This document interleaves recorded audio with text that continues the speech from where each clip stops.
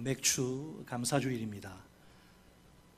지난 6개월 동안 코로나 팬데믹의 상황 속에서도 하나님이 우리를 지켜주십니다. 우리가 하나님의 전적인 은혜를 힘입어 여기까지 달려온 것이지요. 원래 맥추 감사주일의 유래는 이스라엘의 맥추절입니다. 맥추절은 이스라엘의 3대 절기 가운데 하나입니다. 밀이나 보리를 거두고 나서 지키는 절기입니다. 맥추절의 핵심은 한 해의 첫 수확에 대한 감사입니다. 하나님의 놀라운 은혜가 풍성히 부어진 결과입니다. 그래서 하나님은 이 날을 이스라엘이 대대로 기념하기를 원하십니다. 자자손손 그들이 결코 잊어서는 안 될 소중한 감사의 날이 맥추절입니다. 오늘 맥추 감사주일 아침에 우리는 한 예언자의 아름다운 노래를 듣습니다. 구약 성경에 등장하는 가장 아름다운 노래라 해도 지나친 말이 아닐 정도입니다. 그 주인공은 확신에 찬 목소리로 신앙의 승리를 노래하는 하박국입니다. 코로나19 팬데믹의 위협이 여전히 온 그 세상, 그 위력이 온 세상을 위협합니다. 우리의 삶이 여러 가지 면에서 감당하기가 참 어렵습니다. 하루하루 힘겹게 버티시며 사시는 분들이 많습니다. 그럼에도 불구하고 우리는 하박국처럼 승리의 노래를, 신앙의 승리를 노래하는 거죠. 승리의 노래를 우리가 하박국처럼 부를 수 있습니다. 여기에 그 두 가지 비결이 있습니다. 본문을 두 파트로 나눠서 우리 살펴봅니다. 따라서 하십니다. 첫째, 믿음이 이긴다. 뭐가 어쩌다고요? 믿음이 이긴다. 믿음이 이긴다. 승리의 노래거든요. 그래서 어떻게 승리의 노래를 부르는가? 믿음이 이긴다. 믿음, 첫 번째 비결. 자, 16절 말씀 우리 같이 한 목소리로 읽겠습니다. 16절 시작. 내가 들었으므로 내 창자가 흔들렸고 그 목소리로 말미암아 내 입술이 떨렸도다. 무리가 우리를 치러 올라오는 환난 날을 내가 기다림으로 썩이는 것이 내 뼈에 들어왔으며 내 몸은 내 처소에서 떨리는 도다. 아멘. 이것은 하박국이 한 가지 소식 앞에서 보인 반응입니다. 그가 들은 한 가지 소식은 무엇일까요? 3장 2절에 따르면 주께 대한 소문이에요. 그것은 주께서 그에게 주신 말씀, 곧 1장 6절 말씀입니다. 1장 6절. 보라, 내가 사납고 성급한 백성, 곧 땅이 넓은 곳으로 다니며 자기의 소유가 아닌 거처들을 점령하는 갈대아 사람을 일으켰나니. 아멘. 하나님은 범죄한 유다를 반드시 심판하실 것입니다. 그 심판의 도구로 누구를? 바벨론을 일으키셔서 유다로 보내실 것입니다. 사납고 포악한 바벨론의 침략은 유다에게 큰 환난이 아닐 수 없습니다. 이 환난의 소식이 하박국에게 엄청난 충격과 극도의 공포를 안겨다 줍니다. 그 결정적인 증거는 그의 신체에 일어난 갑작스런 변화입니다. 그의 창자가 흔들립니다. 뱃속이 뒤틀린다는 말이죠. 그의 입술이 떨립니다. 썩이는 것이 뼈에 들어옵니다. 뭔 말이에요? 뼈가 마치 막 썩어 들어가는 것 같은 극한의 고통이 임한다는 의미입니다. 몸이 처소에서 떨립니다. 이건 또 무슨 말인가요? 자기가 선 곳에 발이 딱 붙어서 떨어지지 않고 다리만 후들거린다는 그런 뜻입니다. 안타깝게도 본문 16절의 번역은 원래 의미를 제대로 전달하지 못합니다. 히브리어 성경 본문을 직역하면 이렇습니다. 내가 듣고 내 창자가 흔들렸고 그 소리로 말미암아 내 입술이 떨렸도다. 내 뼈에 썩히는 것이 들어왔으며 내 몸은 선 자리에서 떨리는도다. 그래도 나는 사람들이 우리를 치려고 올라오는 그 날을 고요히 참아 기다리리라. 아멘. 하박국에게 신체적인 반응이 전부가 아닙니다.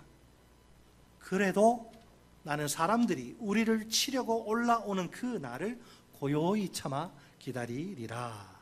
아멘. 여러분 성경 아닙니다.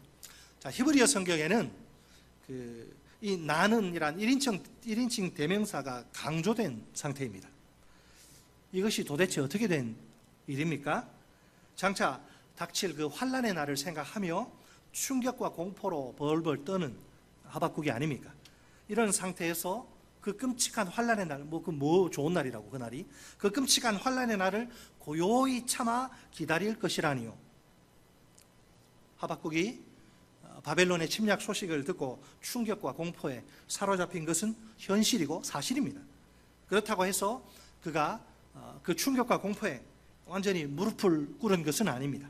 오히려 그 환난의 날을 고요히 참아 기다릴 것이라, 인내하면서 기다릴 것이라고 선포합니다. 얼마나 의연한 결단입니까? 우리가 이 하박국의 마음을 이해하기 위해서는 1장 그리고 2장으로 돌아갈 필요가 있는데 간단하게 핵심만 우리가 살펴보지요. 자, 거기 1장 2장에 보면 하박국이 하나님께 탄식하면서 던진 두 가지 질문이 나옵니다. 모두가 하나님의 일하심과 관련된 질문들이에요. 예전에 몇 년 전에 제가 2014년인지 15년이 기억이 안 나는데 이 1장 2장은 설교를 했어요. 3장은 저기 했는데, 자, 하나는 두 가지 질문이라 그랬죠. 하나는 하나님의 일하심의 때에 관한 질문입니다. 왜, 어찌하여, 언제까지 공의의 하나님이 계속 유다의 죄악을 방치하시는가? 이 질문에 관한 하나님의 답변은 무엇입니까? 때가 되면 바벨론이란 그 무지막지한 몽둥이로 유다를 때리겠다, 심판하시겠다는 것입니다. 다른 하나는 하나님의 일하심의 방법에 대한 질문입니다. 아무리 유다의 죄악이 흉악하다 해도 어떻게 유다보다도 더 질이 나쁘고 더 악한 바벨론을 유다 심판의 도구로 사용하시는가? 이 질문에 대한 하나님의 답변은 또 무엇입니까? 의인은 그의 믿음으로 말미암아 살리라는 것입니다. 직접적인 대답이 아니죠. 왜 내가 사용한다 그 말씀을 하지 않고 그냥 의인은 그의 믿음으로 말미암아 살리라. 이게 하나님의 답변이에요. 우리도 살다 보면 하박국과 비슷한 경험을 할 때가 종종 있지 않습니까? 우리에게 하나님의 일하심의 때에 관한 질문이 있습니다. 우리가 새벽마다 하나님 앞에 나와 간절히 아무리 기도해도 응답이 없습니다. 이 기도는 빨리 좀 응답해 주셔야 내가 살 것 같은데 깊은 침묵만 야속하게도 흐를 따름입니다. 도대체 어느 때가 되어야 하나님의 이 무겁고 깊은 침묵이 끝날까요? 우리에게 하나님의 일하심의 방법에 대한 질문도 있습니다. 드디어 하나님의 때가 되자 하나님이 우리의 기도에 응답하십니다. 문제는 응답하시는 건 좋은데 그 하나님의 방법이 이해가 되지 않고 마음에 들지도 않는다는 겁니다. 자, 이 두 가지 경우를 만날 때 우리는 주로 어떻게 반응합니까? 아무리 기도에도 응답이 없어요. 언제 이게 응답될지 몰라. 그러면 낙심이 되어서 기도를 포기할지도 모릅니다. 그런 분들이 있어요. 한 몇 년 하다가 안 되니까 포기하고. 하나님 응답을 하시는데 내 마음에 안 들어요. 그 방법이. 그러면 하나님의 방법 대신에 인간적인 방법을 슬 이렇게 붙을지도 모릅니다. 그러나 그것이 과연 하나님이 원하시는, 우리에게 기대하시는 반응일까요? 사실 하박국의 상황은 이거는 팬데믹 19 저리 가라죠. 우리 대한민국 입장에서 생각하면, 자, 사실 그 하나님의 하박국의 상황은 그 어느 누구도 이해할 수 없습니다. 적어도 하박국의 상황은 그 어느 누구도 이해할 수 없습니다. 그렇기 때문에 그에게 다른 그 무엇이 아니라 믿음이 필요합니다. 믿음만 있으면 아무것도 문제될 게 없습니다. 왜? 어떤 현실도 믿음만 있으면 받아들일 수 있기 때문입니다. 과연 하박국에게 믿음이란 무엇일까요? 우리에게는 믿음이 뭐예요 도대체? 우리 믿는다고 하잖아요. 그것은 하나님의 섭리란 큰 문을 열고 들어가는 여는 열쇠예요. 다른 말로 하나님의 섭리를 수용하는 열쇠란 말이에요. 믿음이 있어야 하나님의 섭리를 내 머리로 이해되지 않고 그래도 수용할 수 있는 거죠. 믿음이 있어요. 그래서 믿음이 필요한 거예요. 지금 도무지 이해하기 힘든 현실 앞에서 하나님의 섭리에 그냥 모든 것을 맡기는 거예요. 이해되지 않고 또 기분 나빠도 그냥 맡기는 거예요. 인정하기 힘든 현실이지만, 하나님이 마음에 들지 않지만 일하는 방식이 하나님의 내가 모르는 하나님의 깊은 뜻이 있을 것이라 생각하는 겁니다. 언젠가 가장 적절한 때에 나는 모르지만 최선의 방법으로 하나님의 뜻이 성취되고야 말리라. 그걸 믿는 거예요. 그걸 믿고 내 현실을 받아들이는 거예요. 우리도 마찬가지입니다. 하나님에 대해서 의문이 일어날 때, 여러분 하나님이 일하시는 게 다 이해가 됩니까? 다 마음에 듭니까? 우리 정직해집시다. 이해도 안 되고 마음에 안 드는 때도 많죠. 하나님에 대해서 의문이 자꾸 생겨. 왜 이러시나, 도대체 나를 왜 이렇게 하시나. 그때가 바로 믿음이 절실히 필요한 순간입니다. 이해할 수 없고 수용할 수 없는 현실이 우리 눈앞에 펼쳐진 상황이죠.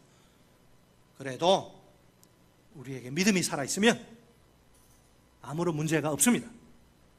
우리가 하나님의 일하심을 믿으면 됩니다. 하나님이 최적의 때에 나는 또 모르지만 최고 최선의 방법으로 일하심을 굳게 믿는 것이지요.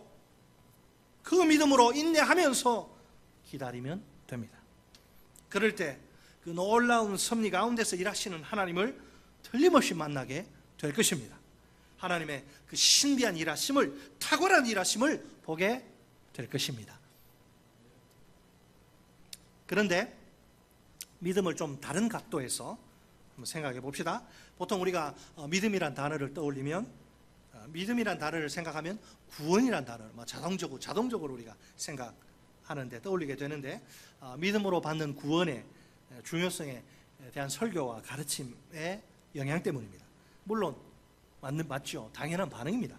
그러나 우리에게 구원받는 믿음이 전부일까요? 예수님을 믿어 구원받았으니 이제 내 마음대로 살아도 된다고 말할 수 있을까요? 실제로 이렇게 착각하는 사람들이 교회 안에 생각보다 많은데 결코 그렇지 않아요. 믿음은 매일매일의 구체적인 삶과 깊이 관련되어 있습니다.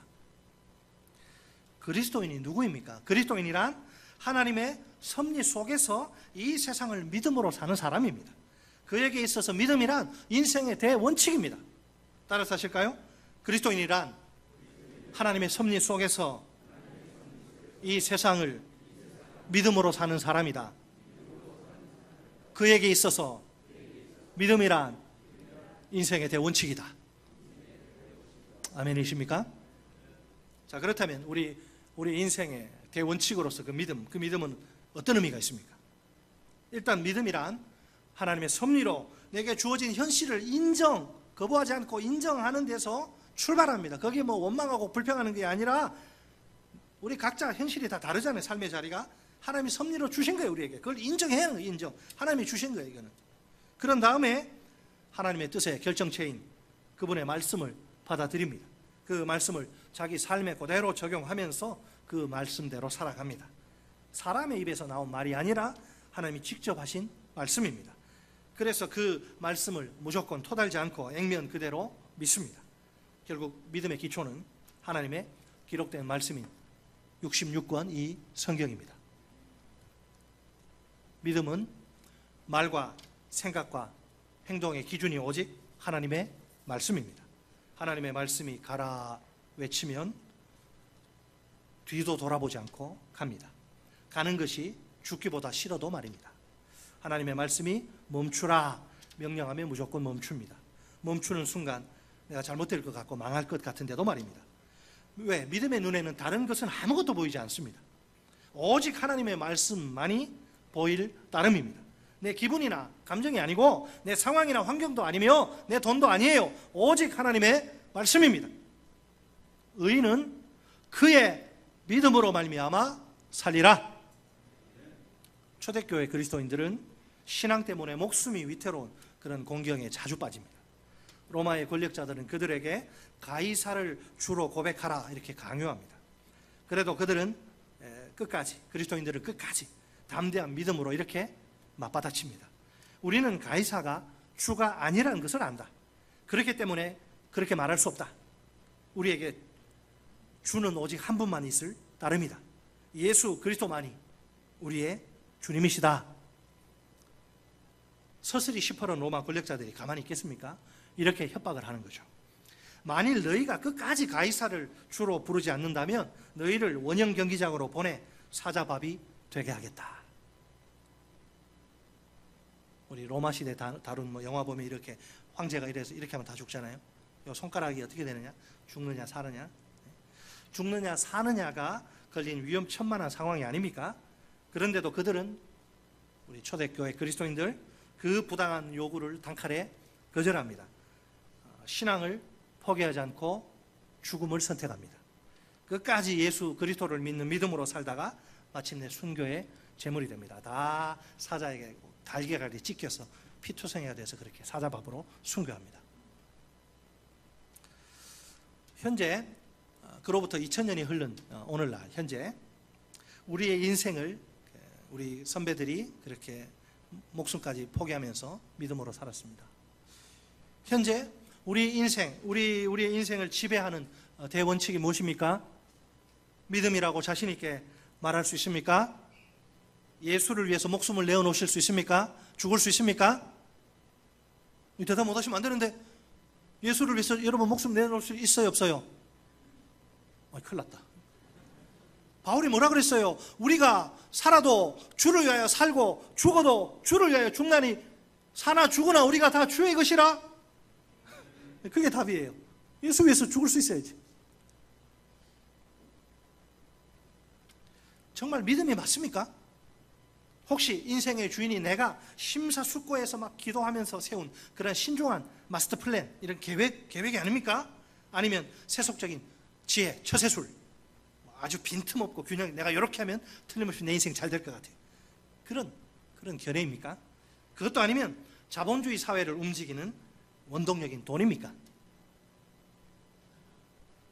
우리 믿음의 기초인 성경은 인생 사용 설명서입니다. 제가 이 표현을 자주 쓰는데요. 전자제품에는 전자제품 사용 설명서가 있고 거기에 맞춰서 써야지 고장이 잘 나지 않고 오래 쓸 수 있는데, 우리가 어디서 와서 무엇을 하다 어디로 가는가, 인생의 존재 의미와 목적, 우리가 어떻게 하면 잘 살 수 있는가, 인생 사용 설명서가 이 성경인데, 거기 보면 하나님이 우리를 만드신 목적대로 살 수 있는 비결이 성경 안에 다 들어 있습니다. 성경을 떠나서는 인생의 목적에 맞는 삶을, 하나님이 원하시는 삶을 살 수 없어요. 그 인생 틀림없이 가다가 고장 날 수밖에 없습니다. 그렇다면 믿음을 인생의 대원칙으로 삼을 때 그 핵심은 무엇입니까? 믿음의 기초인 성경을, 하나님의 말씀을 인생의 기준으로 굳게 붙드는 것입니다. 말하는 것이나 생각하는 것이나 판단하는 것이나 결정하는 것이, 그 기준이 내가 아니라 말씀이란 말이에요. 그 기준에 따라 하루하루 살아가는 것입니다. 한국 교회 안에 온갖 성경 공부 프로그램과 양육 프로그램이 넘쳐납니다. 그러다 보니 한국 그리스도인들은 성경 지식이 상당히 많습니다. 그런데 이상한 점이 하나 있어요. 많은 그리스도인들이 성경을 지식적으로만 알고 진심으로, 영혼으로 믿지 않는다는 겁니다. 자연히 성경이 그 사람의 인생에서 차지하는 비중을 보면 대단히 미약합니다. 별로 성경이 중요하지 않아요. 하나님의 말씀이 중요하지 않아요. 그러니까 말씀 붙들고 믿음으로 사는 삶에 자주 실패합니다. 이 실패가 심각한 후폭풍으로 심각한 부작용을 초래하는데, 세상에 교회 안에서는 다 그리스도인인 것 같은데 세상 교회 밖만 나가면 비신자들과 좀처럼 구별이 되지 않습니다. 결국 성도다운 성도를 찾아보기 어려우니 세상은 점점 더 어두워져만 갑니다. 우리가 성경을 지식적으로 아는 것만으로는 부족합니다. 하나님의 말씀으로 인정하고 믿어야 합니다. 성경이 우리 믿음의 기초가 되어야 합니다. 우리 다 함께 이 세상을 오직 믿음으로 삽시다. 믿음을 내 인생을 지배하는 대원칙으로 삼고 삽시다. 믿음의 기초인 하나님의 말씀을 확실히 붙듭시다. 이것만이 우리 개인과 자녀들과 가정과 공동체와 교회와 국가가 사는 길입니다. 따라서 하십니다. 둘째, 사랑이 이긴다. 무엇이 뭐 한다고요? 사랑이 이긴다. 자, 승리의 노래, 하박국의 위대한 승리의 노래 고백을 우리가 보는데 어떻게 우리가 승리할 수 있을까요? 첫째는 뭐? 믿음. 둘째는 사랑. 이제 하박국은 위대한 신앙의 승리를 노래합니다. 우리 다 같이 본문 17절, 18절 말씀 한 목소리로 그 하박국의 그 감격에 찬 그런 목소리로 우리 17절, 18절 같이 읽습니다. 시작. 비록 무화과 나무가 무성하지 못하며 포도나무에 열매가 없으며 감람나무에 소출이 없으며 밭에 먹을 것이 없으며 우리의 양이 없으며 외양간에 소가 없을지라도 나는 여호와로 말미암아 즐거워하며 나의 구원의 하나님으로 말미암아 기뻐하리로다. 아멘. 무화과 나무가 꽃을 피워야 열매를 맺을 텐데 꽃을 피우지 않습니다. 포도나무와 감람나무가 심겨져 있는 건 분명한데 가서 보니 그 나무에 아무런 열매가 없습니다. 밭에 먹을 것이 있어야 되는데 건질 만한 양식 될 만한 게 아무것도 없습니다. 우리의 양떼가 있어야 하는데 양떼는 고사하고 양 한 마리조차 없습니다. 외양간 사정도 마찬가지입니다. 소 한 마리도 구경할 수 없습니다. 없는 것의 목록을 보세요. 세 종류로 이렇게 구분하면 나무의 열매와 밭의 식물과 우리의 양과 소입니다. 1세기 팔레스타인에서 사람들이 살아가기 위해서 꼭 필요한 양식 전체를 가리키는 거죠. 물론 원래는 다 있던 것들입니다. 이것들을 통해서 먹고 살았어요. 이 팔레스타인의 유대인들이 지금까지 생명을 유지해온 그런 소중한 양식들입니다. 그런데 이제는 다 사라지고 맙니다. 총체적 난국이요 절체절명의 위기가 아닐 수 없습니다. 앞으로 뭘 먹고 살아야 한단 말입니까? 먹을 것이 완전히 사라져버린 그런 암울한 현실입니다. 이것은 구약의 그 예언자들이 줄기차게 선포한 하나님의 심판을 떠올리게 합니다. 호세아는 우상을 쫓아가는 음녀 더러운 이스라엘을 하나님이 책망하신다고 말합니다. 결국 그 책망으로 말미암아 이 포도나무와 무화과 나무를 수풀이 되게 하시고 들짐승의 먹이가 되게 하십니다. 메뚜기 때의 연이은 습격으로 온 나라에 임한 재앙을 선포한 요엘이 아닙니까? 그 역시 포도나무가 시들고 무화과 나무가 마르며 각종 나무가 시들어버린 현실을 바라보며 탄식합니다. 모든 식물이 메말라 버리니 가축이 울부짖고 또 소떼가 요란하며 양떼도 피곤합니다. 아모스도 하나님이 내리신 재앙과 깐풍기와 메뚜기를 소개합니다. 그것들이 많은 동산과 포도원과 무화과 나무와 감람나무를 다 그냥 개걸스럽게 다 먹어치워버려요. 하나도 남기지 않고 인정사정 없이 다 먹어버려요. 사람들이 먹을 게 없네. 암담하기 짝이 없어 한숨만 푹푹 나옵니다. 하박국이 처한 상황도 별다를 게 없습니다. 심판의 도구로 선택된 그 몽둥이, 그 바벨론이 무자비한 폭력으로 유다를 침공합니다. 잔혹하고 포악한 바벨론 군대가 휩쓸고 지나간 자리니까 오죽할까요? 나만 아는 게 아무것도 없어요. 다 그냥 잿더미거든요. 삶의 자리가 한순간에 쑥대밭이 되는 셈이지요. 1950년에 발발한 한국 전쟁 때 우리도 비슷한 경험을 한 적이 있죠. 그때 서울 시내 그 사진 찍어놓은 거 보세요. 기가 막힙니다. 이게 한국이라고는 믿기지가 않아요. 모든 건물이 전쟁의 포화 속의 잿더미로 변해버립니다. 멀쩡하게 서 있는 건물을 찾아보기가 어려울 지경입니다. 삶을 지탱하던 모든 기반이 한꺼번에 와르르 다 무너져버린 거지요. 다 끝난 겁니다. 솔직히 다 끝났어요. 그때 한국은 정말 하나님의 은혜가 아니었으면 어떻게 우리가 지금 이렇게 고도성장 세계 경제 10대 대국이 됩니까? 이제는 개도국이 아니라 선진국이라고 용어를 바꿨어요. 뉴스를 보니까 공식적으로 세계 무슨 기구, 정확하게 제가 기억은 안 나는데 무슨 기구에서 이제는 한국을 개도국, 개발도상국이라 부르지 말고 선진국으로 불러야 한다. 발표난 거 한번 보시기 바랍니다. 대한민국이 아무것도 완전히 다 망가졌는데 한강의 기적 아닙니까? 우리 참 수많은 우리 인생 선배들의 피땀을 통해서 그 위에 하나님의 은혜가 부어져서 어쨌든 그 1950년, 53년 그거 보면 다 무너져버렸어요. 다 끝났어요. 희망이라고는 눈꽃만큼도 보이지 않는 절망적인 상황입니다. 자, 하박국이 뭐라 그럴까요? 하박국이 야, 다 끝났다.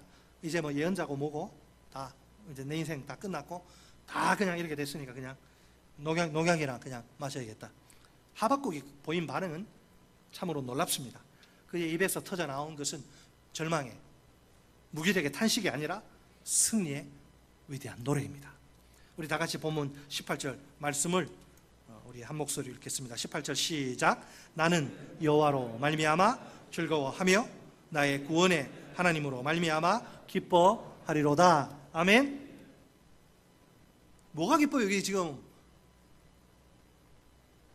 다 그냥 폐허가 되는 채때맥이 되는데 뭐가 즐겁고 뭐가 기쁩니까? 하박국이 지금 돌았습니까? 실성했습니까? 사람이 너무 큰 충격 받으면 이게 돌잖아요. 단기 기억 상실에도 빠지고 막 지금 돌은 거예요 지금. 인간이 생명을 유지하기 위해 필요한 모든 양식과 식물이 다 끊어진 상황이에요. 단순히 사업 망하고 직장에서 퇴출된 그 정도가 아니에요. 먹을 게 없어요. 아무리 둘러봐도 이제는 흙 파먹으면 된다고요? 그 최악의 상황에도 불구하고 하박국은 하나님께 대한 소망을 버리지 않겠다고 말합니다. 하나님이 여러분 돌아가셨습니까? 하나님이 여전히 살아계시죠? 하나님이 통치하시죠? 여전히 선하신 하나님이 그 땅을 통치하시죠? 최악의 상황에서도 하나님을 향한 소망을 버리지 않겠다. 즐거워하고 기뻐하겠다. 이렇게 이야기합니다. 이 얼마나 놀라운 신앙 고백이란 말입니까? 솔직히 말해 굉장히 이게 비상식적인 반응입니다. 인간적으로는 이해하기가 어렵습니다. 온전한 정신을 가진 사람에게서 이런 반응을 기대하기란 불가능합니다. 보통은 이제 다 끝났다고 생각하는 게 정상입니다. 아무런 희망이 보이지 않기 때문입니다. 우리가 잘 알듯이 이 세상에는 원인 없는 결과가 없어요.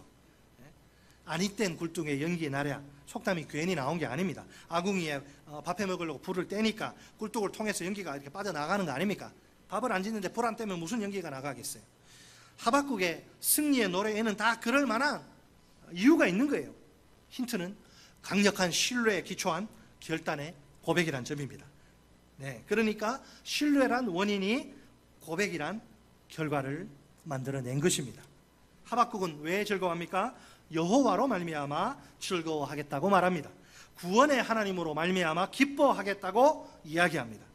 여호와로 말미암아 이것은 여호와 안에서란 뜻입니다. 하나님으로 말미암아는 하나님 안에서란 의미입니다. 그러니까 하박국의 즐거움의 자리는 여호와 안입니다. 그의 기쁨의 자리는 구원의 하나님 안입니다. 하박국이 최악의 상황에서도 즐거워할 수 있는 이유는 여호와 한 분 때문입니다. 그가 여호와 안에 있기 때문에. 그가 절망적인 순간에서도 기뻐할 수 있는 이유는 오직 구원의 하나님 때문입니다. 그가 여전히 구원의 하나님 안에 머물기 때문에. 하박국에게는 모든 상황을 초월하는, 상황이 지배하지 못하는, 상황을 초월하는 즐거움이 있습니다. 그 어떤 열악한 상황에서도, 그 열악한 상황에도 얽매이지 않는 기쁨이 있어요. 이 세상에서, 여러분, 이 세상에서 이런 즐거움을 발견할 수 있을까요? 하나님을 모르는 사람들에게 이런 기쁨이 가능할까요? 대답은 부정적일 수밖에 없습니다. 이 세상에서 우리가 흔히 보는 것은 철저히 상황에 종속된 즐거움입니다. 완전히 상황과 긴밀하게 연결된 기쁨입니다. 그러니까 이런 즐거움이나 기쁨은 자기 먹고 살만할 때, 등 따뜻하고 배부를 때, 상황이 좋을 때만 가능한 거예요. 상황이 나쁜 방향으로 변화되면 어떻게 될까요? 그 즐거움이나 기쁨은 상황이 그렇게 무너지면 함께 무너지고야만 합니다. 거짓말처럼 흔적도 없이 깨끗이 사라지게 됩니다. 하나님이 지금 심판을 위해, 지금 하박국의 상황, 심판을 위해 지금 이 세상에 오시는 거죠. 물론 이 심판 속에 하나님의 백성을 구원하시려는 목적도 포함되어 있습니다. 본문의 앞단락인 3절로 15절에 그 심판과 구원이 자세히 언급된 상태입니다. 이 부분은 일종의 예언적인 기도라고 볼 수 있습니다. 여기서 하박국은 과거의 하나님의 전능의 능력을 회상합니다. 동시에 그 전능의 하나님이 그분의 백성에게 베푸실 위대한 구원을 바라봅니다. 하박국이 하나님을 어떻게 소개하는지 보세요. 원수를 멸하시고 자기 백성을 구원하시려고 일어나신 전쟁의 용사, 워리어, 전쟁의 용사, 전쟁의 하나님입니다. 자, 그런데 하나님의 이 일하심에는 필연적으로 환난과 고통이 동반됩니다. 하나님의 뜻이 성취되는 과정에서 그분의 백성이 겪어야 할 고난인 셈이지요. 그럼에도 불구하고 하박국은 그 고난을 회피하려고 하지 않습니다. 그 고난에서 속히 벗어나게 해달라고 기도하지도 않습니다. 오히려 즐거워하고 기뻐하겠다고 결단합니다. 하박국은 눈앞에 곧 펼쳐질 그 고난이 끝이 아니라는 걸 잘 압니다. 이 고난은 구원이라는 하나님의 뜻이 이루어지기 위한 과정일 뿐입니다. 고난의 마지막은 영광의 구원입니다. 여기에 하나님의 섭리가 있습니다. 합력하여 선을 이루시는 하나님의 섭리 말입니다. 이 하나님의 섭리를 누구보다도 더 확신한 성경 속 인물이 있죠. 누굴까요? 네, 짐작들 하시겠지만 사도 바울입니다. 하나님 나라와 하나님의 영광을 위해 결혼도 하지 않고 총각으로 일평생 헌신한 그가 아닙니까? 그가 구원에 대해 깨달은 중요한 한 가지 진리가 무엇입니까? 오늘 본문은 책갈피에 놓으시고 로마서 8장으로 갑니다. 로마서 8장을 펴시기 바랍니다.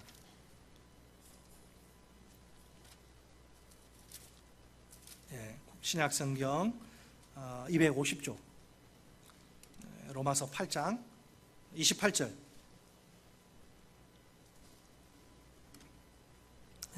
8장 28절 우리 같이 한번 읽어볼까요? 시작. 우리가 알거니와 하나님을 사랑하는 자 곧 그의 뜻대로 부르심을 입은 자들에게는 모든 것이 합력하여 선을 이루느니라. 아멘.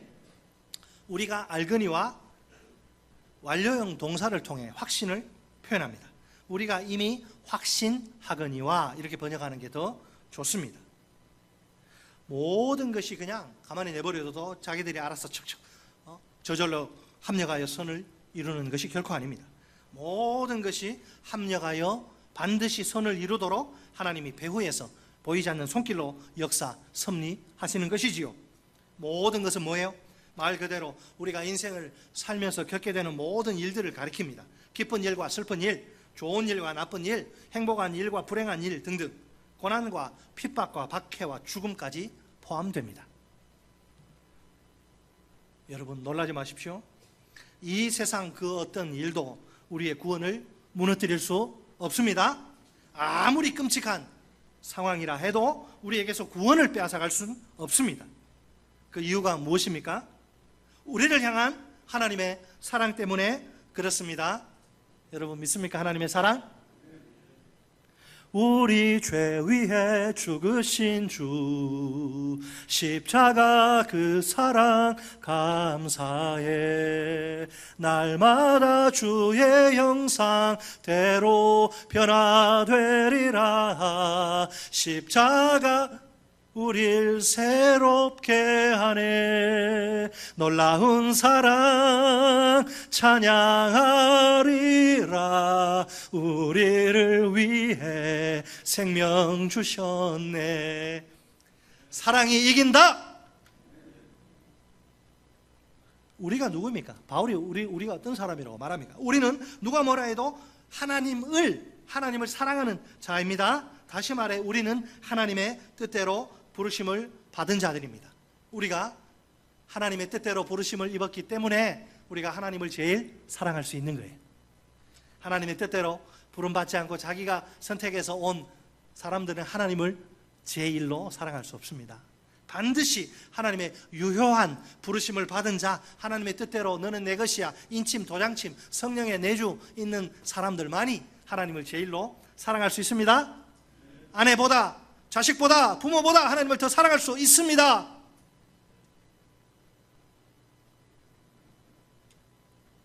여러분, 하나님의 뜻이 뭘까요? 하나님의 뜻대로 부름받았다 그랬잖아요. 우리를 향한 하나님의 가장 중요한 뜻이 뭐예요? 구원 아닙니까? 구원. 하나님은 우리의 구원을 위해 지금도 그 놀라운 사랑으로 열심히 일하십니다. 그 일하심의 결과로 우리는 모든 상황 속에서 언제나 승리할 수 있습니다. 8장 37절 우리 같이 읽습니다.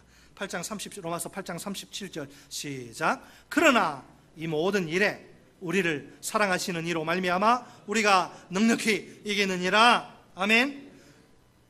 이 모든 일에, 정확히 번역하면 이 모든 일에도 불구하고, 이 모든 일이 뭐예요? 우리가 이 세상에서 경험할 수 있는 최악의 상황까지 포함됩니다. 35절 36절에 보세요. 그 최악의 상황, 환난과 곤고, 박해, 기근, 적신, 위험, 칼. 여러분, 우리가 이 모든 일을 회피하거나 모면할 수 있는 것이 아닙니다.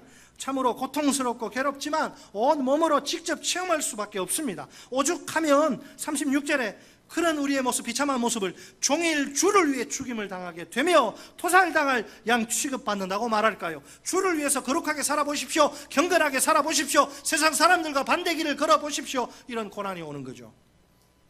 심하면 목숨을 빼앗길 수도 있습니다. 그럼에도 불구하고 오늘 바울이 뭐라고 이야기합니까? 우리는 넉넉한 승리를 확신할 수 있습니다. 그 비결은 우리의 용기, 무슨 인내력, 결심 때문이 아니에요. 우리가 그 순간에 끝까지 주님 붙들기 때문도 아닙니다. 주님이 우리를 그 엄청난 사랑으로, 십자가의 죽음의 사랑으로 끝까지 우리를 붙들어 주시기 때문입니다. 결국 우리를 향한 하나님의 그 처절한 핏빛 죽음의 십자가의 사랑이 진정한 승자입니다. 사랑이 이기는 겁니다. 로마의 감옥에 갇힌 바울, 여러분 바울은 얼마나 불쌍합니까? 인간적인 눈으로 신혼여행을 가보기로 해서 깨가 쏟아지는 신혼을 경험하기로 했어요. 그냥 죽으라고 주를 위해서 몸이 으스러지도록 헌신하다 그 결과 깜빵에 갔죠. 깜빵에, 로마 깜빵에. 초년 고생은 그냥 사사한다 그러지만 노년에는 좀 편해야 한다, 이런 말이 있는데 바울의 입장에서 얼마나 이게 짜증나고 성질납니까? 바울이 뭐라 그래요? 성도들에게, 야, 내가 잘못 살았다, 내가 굳이 이렇게까지 살 필요 없었는데 너희들은 나 닮지 말고 좀 자유롭게 살아라, 좀 헌신도 좀 적당히 하고 뭘 그렇게 하냐, 나 봐라, 이거 마지막이 뭐냐, 이제 죽을지도 몰라. 아니에요, 그렇게 말하지 않아요. 로마의 감옥에 갇힌 바울, 빌립보 성도들에게 뭐라고 권면합니까? 끝으로 나의 형제들아, 주 안에서 기뻐하라, 주 안에서 항상 기뻐하라, 내가 다시 말하노니 기뻐하라. 감옥이란 목이 잘려서 순교할 수도 있지도 모르는, 감옥이란 최악의 상황 속에서도 바울은 기쁨을 잃어버리지 않습니다. 한 걸음 더 나아가 빌립보 성도들에게 기뻐하라고 권면합니다. 자기는 전혀 기쁘지 않는데 기뻐하라. 바울은 그런 위선자가 아니에요. 자기 속에 넘치는 기쁨으로 나도 기뻐하는데 너희들 나보다는 낫지 않느냐, 기뻐하라 권면하는 거예요. 그렇다면 우리는 모든 상황 속에서, 바울도 기뻐하는데 모든 상황 속에서 얼마든지 기뻐할 수 있습니다. 자, 하박국으로 돌아와서 하박국은 자기가 처한 상황과 상관없이 하나님의 섭리를 신뢰합니다. 비록 최악의 상황이 펼쳐진다 해도 그는 절망하지 않습니다. 몇 년이 지나면 마침내 하나님의 뜻이 온전히 이루어질 줄 확신하기 때문입니다. 그 과정 속에서 자기가 어떤 고통과 손실을 겪는다 해도 괜찮습니다. 그런 희생점은 능히 감수할 수 있습니다. 그의 눈은 참혹한 현실을 뛰어넘어 영광의 미래, 구원의 미래를 향합니다. 어떤 경우에라도 그에겐 절망이란 없습니다. 모두가 절망을 이야기할 때조차도 그는 여호와 안에서 즐거워할 수 있습니다. 구원의 하나님 안에서 기뻐할 수 있습니다. 어느 때까지 어찌하여 이런 말로 시작된 하박국의 절박한 탄식이 아닙니까? 이 탄식이 위대한 승리의 선포로 마무리됩니다. 나는 여호와로 말미암아 즐거워하며 나의 구원의 하나님으로 말미암아 기뻐하리로다. 하박국 모든 것을 다 잃어버릴 수 있어요. 목숨까지 잃어버릴 수 있어요. 그럴지라도 그에겐 결코 잃어버릴 수 없는 것이 있습니다. 그것은 여호와 안에 있는 하늘의 즐거움이에요. 최악의 상황 가운데서도 그가 제일 사랑하는 여호와께서 그의 영혼 속에 즐거움이 넘치게 하십니다. 하박국의 삶을 지탱하는 모든 것이 다 무너질 수도 있습니다. 그렇다 해도 그에겐 절대로 무너질 수 없는 것이 있습니다. 그것은 바로 구원의 하나님 안에 있는 천국의 기쁨이에요. 절망의 현실 속에서도 그를 가장 사랑하시는 구원의 하나님이 그의 영혼 속에 기쁨이, 천국의 기쁨이 샘솟게, 콸콸콸 샘솟게 하십니다. 코로나19 팬데믹의 위험 속에서 하루하루가 모두에게 힘들고 어려운 시절입니다. 그래도 낙심이나 좌절이나 절망은 금물입니다. 우리도 하박국처럼 승리의 노래를 부르도록 두 가지 비결을 꼭 기억합시다. 첫째, 믿음이 이긴다. 따라서 하십니다. 첫째, 믿음이 이긴다. 하나님의 일하심에는 때와 방법이 정해져 있습니다. 도무지 이해할 수 없는 현실이 펼쳐질지라도 하나님의 섭리에 모든 걸 맡깁시다. 하나님이 다 알아서 하시는 거예요. 하나님이 최적의 때에 최고 최선의 방법으로 일하심을 믿읍시다. 그 믿음으로 인내하면서 끝까지 기다립시다. 이 세상을 오직 믿음으로 삽시다. 믿음을 내 인생 지배하는 대원칙으로 삼고 삽시다. 믿음의 기초인 기록된 하나님의 말씀을 확실히 붙들고 그 말씀대로 말씀 따라 삽시다. 그럴 때 우리가 넉넉히 승리할 수 있습니다. 둘째, 사랑이 이긴다. 따라서 하십니다. 둘째, 사랑이 이긴다. 모든 상황 속에서 우리를 향한 하나님의 뜻은 구원입니다. 하나님은 우리의 구원을 위해 지금 이 순간도 그 놀라운 사랑으로 열심히 일하십니다. 이 세상 그 어떤 사건도 우리의 구원을 무너뜨릴 수 없습니다. 아무리 끔찍한 현실이라도 우리에게서 구원을 빼앗아갈 수 없습니다. 이 하나님의 사랑으로 우리가 항상 이길 수 있습니다. 우리의 즐거움의 자리는 여호와 아님의 세상이 아닙니다. 여호와 아닙니다. 최악의 상황일지라도 여호와 한 분 때문에 즐거워합시다. 우리의 기쁨의 자리는 세상이 아니에요. 구원의 하나님 안입니다. 절망적인 순간이 찾아올지라도 구원의 하나님 때문에 기뻐합시다. 이것이 맥주 감사 주일에 우리가 하박국처럼 불러야 할 위대한 승리의 노래입니다.